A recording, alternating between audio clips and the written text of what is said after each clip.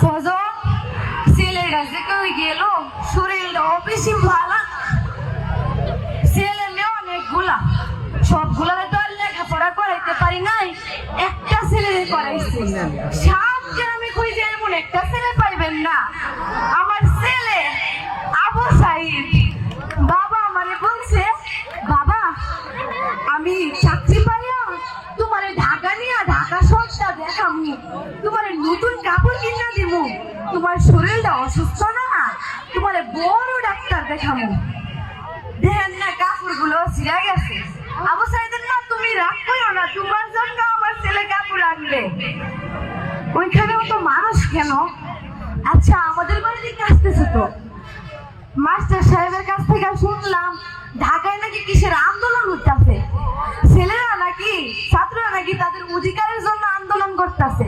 আমরা তো আমাদের দেশ স্বাধীন করছি, অধিকার তো সবার আছে, তাহলে আন্দোলন করা লাগে কেন? সরকার তো সবাই অধিকার দিতেই হইব, সরকার অধিকার দিতেছে না কেন? সবাই আমাদের বাড়ির দিকে আইতেছে। আমার ছেলে মনে হয় চাকরি পাইছে, আমার ছেলে আমার ঢাকা নিয়ে যাইব। আপনারা কথা কইতেছেন না কেন?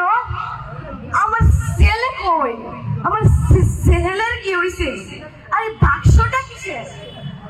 বাক্সটা কিসের বুঝলাম না, বলেন না কেন? আচ্ছা রাখেন, খুলেন। আচ্ছা আমি খুলতেছি।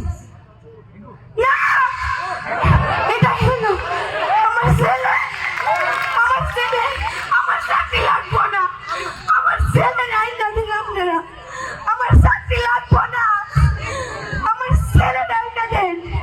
আমি একজন মুক্তিযোদ্ধা ছিলাম, আমি তো দেশ স্বাধীন করছিলাম, আমার ছেলের কেন এমন হইল? ধন্যবাদ ইসরাত জাহান ঐশী, তোমার সুন্দর অভিনয়ের জন্য ধন্যবাদ।